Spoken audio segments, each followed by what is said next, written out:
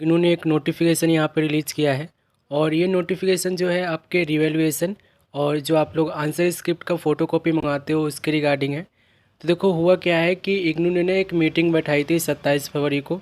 उसमें आप लोग के लिए कुछ वहाँ पे डिसीजन इन्होंने लिया है, यानी कि कुछ वहाँ पे चेंजेस किया है।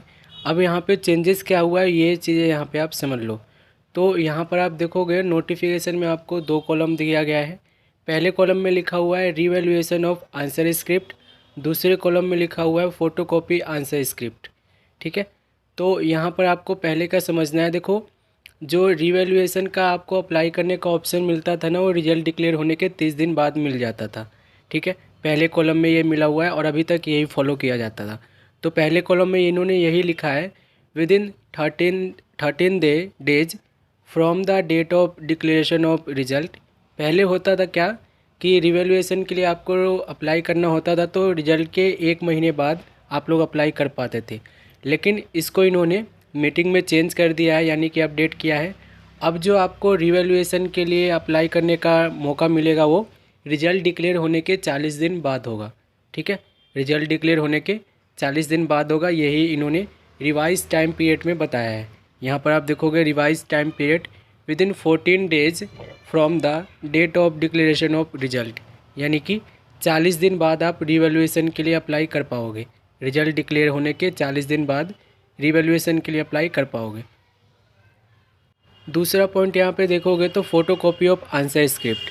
अब देखो आपको एक ऑप्शन और मिलता है, अगर आप अपने आंसर स्क्रिप्ट का फ़ोटोकॉपी मंगाना चाहो, ठीक है, जो कि बाय पोस्ट आता है, तो उसके भी टाइम पीरियड में यहाँ पे चेंजेस हुए हैं। पहले क्या था कि पहले आपको within 45 days from the date of result declaration, ठीक है, यहाँ पे दिया गया है। अब आपको अगर रीचेकिंग के अलावा अगर आपको आंसर स्क्रिप्ट की फ़ोटोकॉपी मंगानी होती थी तो उसकी सुविधा आपको इग्नू जो देता था रिजल्ट डिक्लेयर होने के 45 दिन बाद देता था।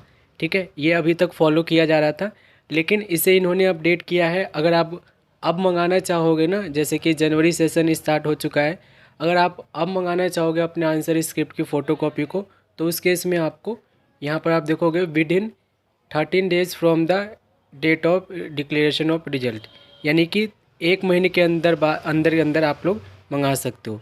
कहने का मतलब ये है कि अगर आपको आंसर स्क्रिप्ट की फ़ोटोकॉपी मंगानी है तो पहले क्या होता था 45 दिन तक आपको वेट करना होता था, रिजल्ट डिक्लेयर होने के 45 दिनों बाद तक आपको वेट करना होता था। 45 दिन बाद आप लोग अप्लाई कर पाते थे, लेकिन इसे अपडेट करके इन्होंने क्या कह दिया है कि अगर आपको फ़ोटोकॉपी मंगाना है आंसर स्क्रिप्ट का तो आपको रिजल्ट डिक्लेयर होने के 1 महीने बाद आप लोग मंगा पाओगे। यही रिवाइज टाइम पीरियड में दिया गया within 13 days from the date of declaration of results. ठीक है, रिजल्ट डिक्लेयर होने के 30 दिन बाद आप लोग रिजल्ट जो आपका फ़ोटो आंसर स्क्रिप्ट का फ़ोटोकॉपी है वो मंगा पाओगे। ठीक है, तो ये 2 अपडेट यहाँ पे ऑफिशियली बोला गया है। और अब जो आपका सेशन चलने वाला है ना जनवरी, और जनवरी के बाद जितने भी सेशन आएंगे सब में यही चीज़ फॉलो होगा। यहाँ पर नीचे दिया गया है, यहाँ पर आप देख लो, the above revision comes to force from the term end examination June 2023 onwards. जो जून में एग्ज़ाम अभी होने वाले हैं जिसकी फ़ीस अभी भरी जा रही है उसमें भी ये फॉलो करा जाएगा। ठीक है, तो ये चेंजेस कुछ हुए हैं जो आपको ध्यान रखना है। और कुछ पूछना है तो मुझे इंस्टाग्राम पे मैसेज डाल लेना, नहीं तो कमेंट डाल देना। मिलता है अगले वीडियो में।